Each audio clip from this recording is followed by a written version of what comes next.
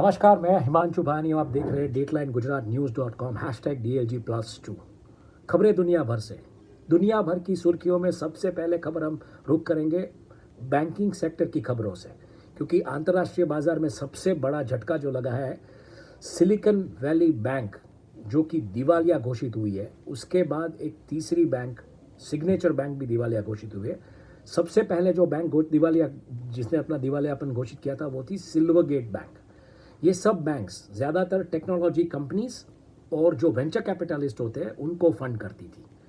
अब ये खबरें जब आ रही है तब यूएसए के जो ट्रेजरी सेक्रेटरी है जैनेट येलेन, उन्होंने कह दिया है कि इस बार कोई कॉरपोरेट बेल आउट मिलने वाला नहीं है, मतलब कि गवर्नमेंट इन बैंकों को किसी तरीके की मदद नहीं करेगी।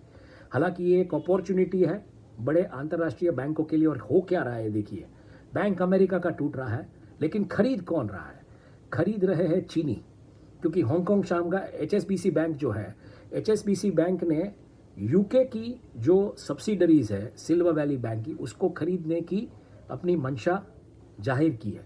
तो कहीं ना कहीं ये जो एक बात आ रही थी डॉलर को वीक करने की या जो करेंसी वॉर की जो बात आ रही थी, वो लगता है कि यहीं से इसकी शुरुआत हो चुकी है। हालांकि इस मुद्दे को भारत में इस तरीके से कुछ पेश किया जा रहा है कि हिंडनबर्ग ने अदानी के ऊपर रिपोर्ट की और मतलब हमको बर्बाद करने की कोशिश की, लेकिन ये देखिए हमारी सरकार ने मनी लॉन्ड्रिंग एक्ट जब लाए क्रिप्टो करेंसी और क्रिप्टो एसेट्स पे, तो इसकी वजह से ये पूरा मतलब एक बैंकिंग जो सेक्टर है अमेरिका का वो टूट रहा है। लेकिन ऐसा नहीं है, मैं आपको समझाऊंगा कि ये पूरा मामला क्या है।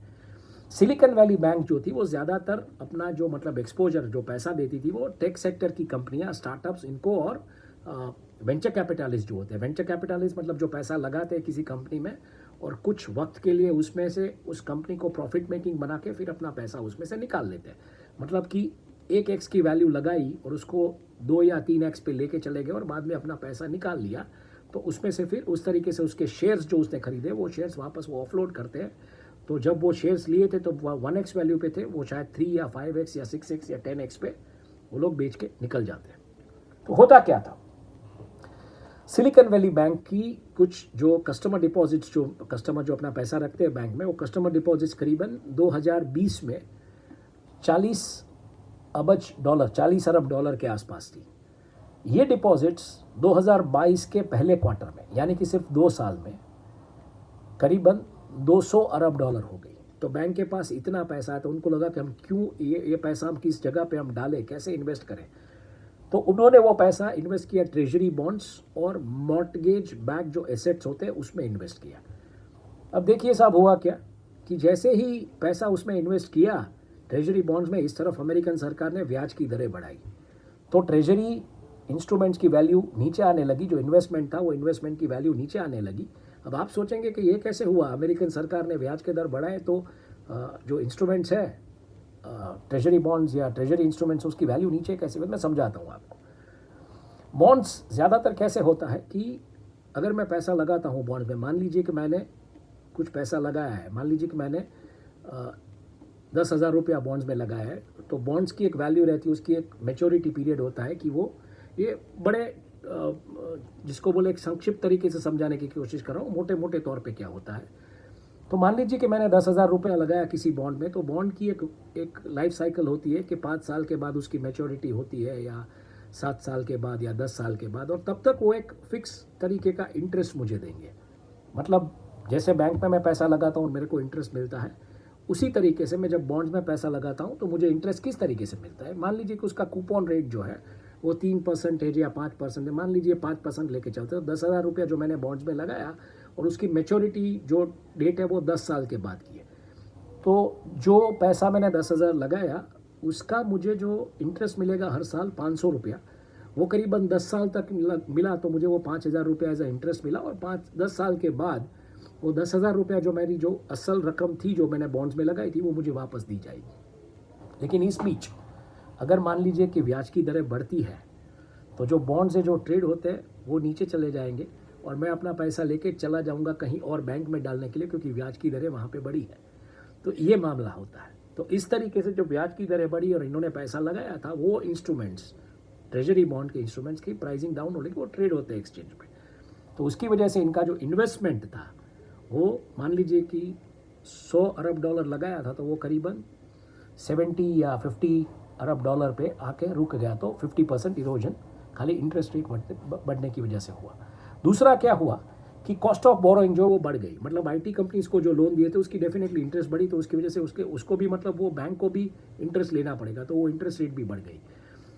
तो कंपनियां जो ये पैसा आया था वो क्यों और किस तरीके से आया था, किस किस किस काल में आया था, ये आपको समझना पड़ेगा।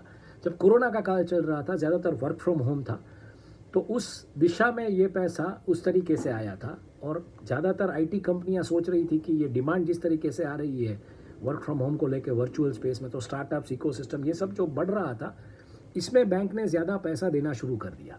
अब जैसे ही कोरोना ख़त्म हुआ और सब कुछ वापस नॉर्मल होने लगा, तो वो एक नॉर्मल कर्व पे जब आके रहा तो इंटरेस्ट रेट बढ़ चुकी थी, तो कॉस्ट ऑफ बोरोइंग बढ़ चुकी थी, और यहाँ पे एक तरफ से डिमांड फ्लैट हो गई थी।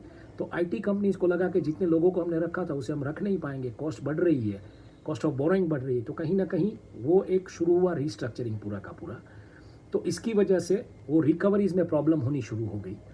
और एक तरफ जो वेंचर कैपिटलिस्ट जिनको ये बैंक पैसा देती थी, जो पैसा लगाते थे, उनको लगा कि उनको भी अभी रिटर्न्स नहीं मिलेगा, क्योंकि इस तरीके से अच्छा है कि हम इंटरेस्ट जहाँ पे बढ़ रहा है तो वैसे ट्रेजरी बॉन्ड्स या ऐसी कुछ बॉन्ड्स में या ऐसे इंस्ट्रूमेंट्स में पैसा डाल दें। तो उन्होंने वो पैसा वापस खींच लिया। तो यहाँ पे पूरा का पूरा एक बैकलैश हुआ, और इस वजह से पूरा का पूरा एक सिस्टम कोलैप्स हुआ, और इस वजह से सिल्वर वैली बैंक का मतलब दिवालिया होना निश्चित हो गया था, क्योंकि उनका एक्सपोजर दो सेक्टर्स, आईटी कंपनी और आईटी सेक्टर्स में जो पैसा लगाते हैं वेंचर कैपिटलिस्ट, उनको ही उन्होंने पैसा दिया था। तो ये सब चीज़ें हुई, और इस तरीके से अगर देखने जाए तो आज एक खबर आ रही है सिग्नेचर बैंक को, उसका भी यही हाल हुआ है। लेकिन इसमें सबसे बड़ा फायदा अंतर्राष्ट्रीय बैंकों का, और खास करके अगर आप देखने जाए तो HSBC वो चाइना की बैंक है, चीन की बैंक है। तो जब अमेरिकन बैंक टूट रही है तो चीन की बैंक खड़ी है उन्हें खरीदने के लिए। तो आप सोच लीजिए क्या खेल चल रहा है अंतर्राष्ट्रीय बाजार में अपने तरीके से। और ऐसी खबरें जानने के लिए हमारी वेबसाइट dateline-gujaratnews.com, उसके ऊपर आइए, देखिए। हम पूरे विश्व के समाचार करते हैं। अगर हम पूरे विश्व के समाचारों की बात करें तो यूक्रेन और रशिया की जो लड़ाई हो रही है उसके समाचार भी है, पैलेस्टीन और इजराइल में जो हो रहा है उसके बारे में भी समाचार है, और चीन को लेकर खास करके बहुत सारी खबरें हैं। नॉर्थ कोरिया में जो हो रहा है, मतलब एशियन कॉन्टिनेंट से जो बड़ी बड़ी खबरें हैं उसके बारे में भी बातें हो रही है। और मिडिल ईस्ट में क्या हो रहा है, तो मिडिल ईस्ट में सऊदी अरब का जो प्रॉफिट है वो बहुत ही बढ़ के मतलब एक ऐसे लेवल पे पहुंचा है कि आप सोच नहीं सकेंगे। और आने वाले दिनों में मतलब करीबन 161 अरब डॉलर सऊदी अरब का प्रॉफिट गया, और आने वाले दिनों में वो अपना प्रोडक्शन बढ़ाने वाले, ये भी खबरें। तो ऐसी खबरें आप पढ़ सकते हैं।